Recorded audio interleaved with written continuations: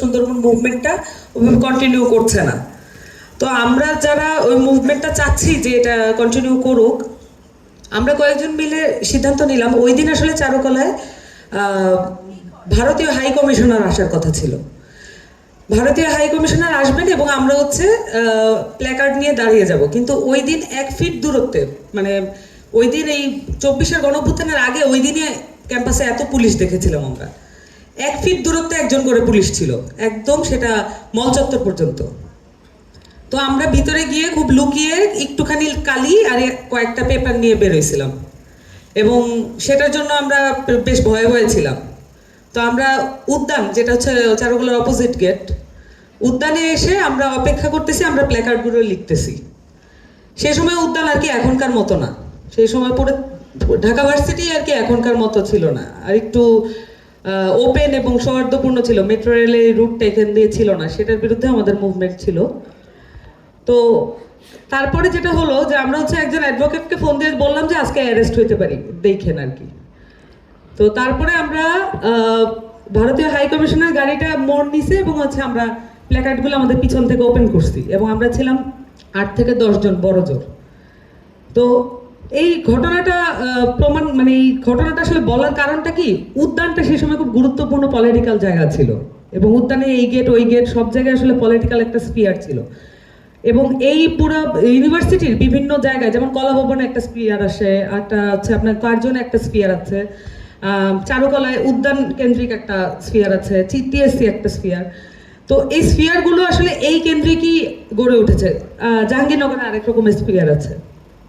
তো এই যে পাবলিক স্পিয়ার, এগুলো তো আমাদের জন্য কতটুকু গুরুত্বপূর্ণ। এই যে আমরা একটা পলিটিক্যাল অ্যাকশন করতে পারলাম, এই যে একটা জুলুমের বিরুদ্ধে আমরা একটা মানে প্রোটেস্ট করতে পারলাম, এটা তো আমাদেরকে করার সুযোগ করে দিয়েছে ওই যে লুকানোর জায়গাটা ছিল, ওই যে আমাদের জায়গাটা ছিল যে আমরা জানি যে ওখানে পুলিশটা যাবে না।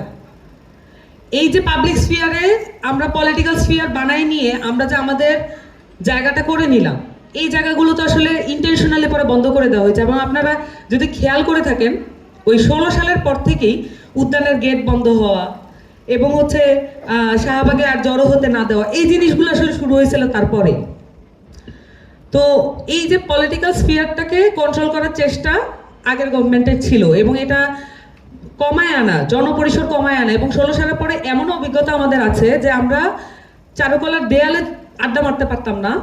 তার কারণ হচ্ছে রোজার সময়ে পুলিশ এসে জিজ্ঞেস করতো যে আমরা রোজা রাখছি কয়টা, এবং কেন আমরা তাহাজ্জুদ পড়তেছি না এখন, বা যেটা হচ্ছে তারাবি পড়তেছি না, পড়তে বাসায় যাচ্ছি না।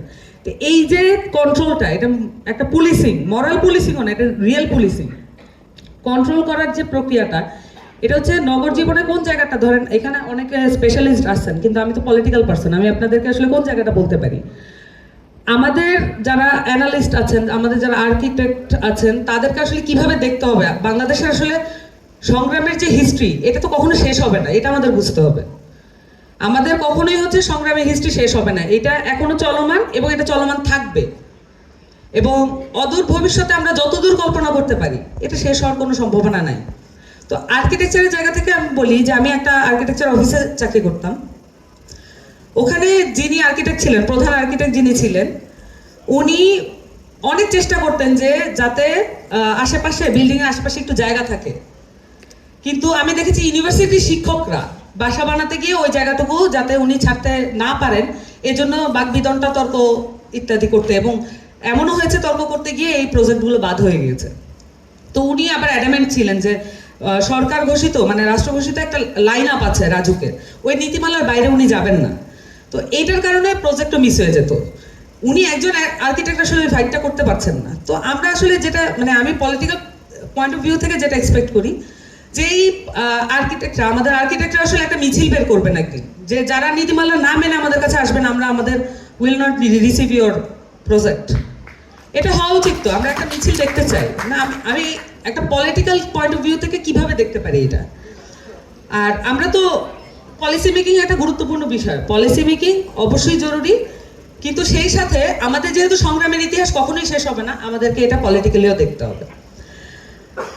দাদা একটা কথা বলছিলেন, তখন আমি ভাবছিলাম যে দাদাদের একটা জিনিস দাদা বললে মনে হয় আর একটু ভালো হতো। দাদাদের কিন্তু কৃষি এবং পাহাড়কে ওনারা কিভাবে দেখেন, এটা একটা নির্দিষ্ট দৃষ্টিভঙ্গি আছে কিন্তু, তাই না? তো আপনারা চাষ যেভাবে করেন এবং আপনারা পাহাড়কে যেভাবে দেখেন, গাছকে যেভাবে দেখেন, ঝিরিকে যেভাবে দেখেন, সেটা একটা স্পেশাল কাইন্ড অফ দৃষ্টিভঙ্গি। এটা আমাদের ছিল, জি, এটা আমাদের আমাদের ল্যান্ডেও, মানে যদি বলেন বাঙালি জনগোষ্ঠীর মধ্যেও কিন্তু এটা ছিল। কিন্তু এই যে স্যার যেটা বললেন যে এটা কর্পোরেটাইজেশনের মাধ্যমে এটাকে বিলীন করা হয়েছে ধীরে ধীরে। তার মানে নদীকে আমরা কিভাবে দেখব, নদীকে এবং পাহাড়কে কিভাবে দেখব এবং আমাদের রাস্তাঘাটকে কিভাবে দেখব, সেটার একটা পয়েন্ট অফ ভিউ আমাদের ছিল, যেটা এনশিয়েন্ট কাল থেকে আসছে। কিন্তু যখন আমরা পলিসি নিয়ে কথা বলি, এই এনশিয়েন্ট কালের এই টপিকগুলো আমাদের এটা থাকে না আর কি। এটা নিয়ে আসা দরকার, কারণ ওইটা রেভলিউশনারি। ওই যে পয়েন্ট অফ ভিউ, ওই পয়েন্ট অফ ভিউগুলো রেভলিউশনারি। ওইটা যদি আপনি স্ট্যাবলিশ করতে চান, যেমন ধরেন নিউজিল্যান্ডে হচ্ছে নদীকে একটা সার্বভৌম সত্তা হিসেবে ঘোষণা দেওয়া হয়েছে আইন করে। এখন আমরা এটা মনে করি, আমাদের অনেক জনগোষ্ঠী কিন্তু এটা মনে করে, কিন্তু এটা আমরা আইনগতভাবে করব কি করব না, এইটা আমাদের জন্য জনগোষ্ঠী হিসেবে এটা আমাদেরকে আত্মসম্মান নিয়ে দাঁড়াতে সাহায্য করে কিনা, এই সিদ্ধান্তে আমাদের আসতে হবে। এটা হচ্ছে আমাদের স্ট্যান্ড। এটা স্ট্যান্ড কি, এটা আমাদের ক্লিয়ার হওয়া উচিত। আর আরেকটা বিষয় বলি, যে আমাদের এখানে শহরকে আমরা কিভাবে দেখবো, প্রকৃতিতে দেখার সাথে সাথে আমরা শহরকে আসলে কিভাবে দেখবো। শহরকে এখানে ধরেন সবচেয়ে পপুলার শহর কি, আমাদের এই পুরো পৃথিবীর হিস্ট্রিতে সবচেয়ে পপুলার শহর হচ্ছে ব্যাবিলন। আপনারা যদি বাইবেলে ব্যাবিলনের হিস্ট্রিটা পড়েন এবং ব্যাবিলনকে কিভাবে ব্যাখ্যা করা হয়েছে ওটা যদি পড়েন, তাহলে আপনার মনে হবে যে আমরা শহর না বানাই, কারণ শহর বোধহয় এরকমই হয়। এবং সবচেয়ে ভয়ঙ্কর যেটা, যে আপনি মিল পাবেন, আপনি প্রত্যেক দিন দৈনন্দিন জীবনে যা ফেস করেন সেটার বর্ণনা আপনি ব্যাবিলন শহরের মধ্যে পাবেন, ওই বর্ণনার মধ্যে বাইবেলে। তাহলে হচ্ছে আপনি আপনার শহরকে সেটা হতে দিবেন কিনা। সেখানে একটা অদ্ভুত উদাহরণ তৈরি করেছে কিউবা। কিউবার হাভানা কিন্তু সেন্টার, আমরা জানি ক্যাপিটাল, কিন্তু তারা ক্যাপিটালকে আসলে কিভাবে স্ট্যাবলিশ করেছে, ওদের ওদের যে পেরিফেরি তার মধ্যে তারা কোনো পুরানো বিল্ডিং ভাঙে নেয়। ওখানে গেলে আপনার মন খারাপ হয়ে যাবে। আনুসারের একটা লেখাও আছে স্বপ্নের, কিউবার একটা বইও আছে, ওটা দেখতে পারেন। ওখানে গেলে মন খারাপ হয়ে যাবে, মনে হয় একটা মেলানকলিক শহর, একটা প্রায় মনে হয় ভগ্নদশা।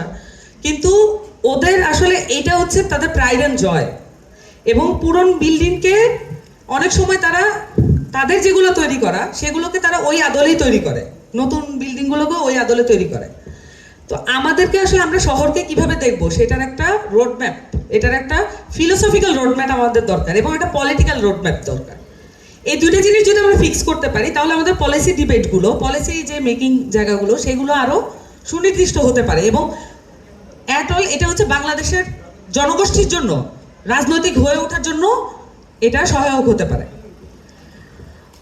আর আমি আস্তে আস্তে দেখছিলাম যে এখনো মনে হয় একটা গ্রাফিতি রয়ে গেছে এই বিল্ডিংয়ে, আপনারা দেখেছেন কিনা জানি না। এখনো যে আনাচে কানাচে যে গ্রাফিতিগুলো আমরা দেখতে পাচ্ছি, এই গ্রাফিতিকে আমাদের এতটাও ডিস্টার্ব করতেছে না।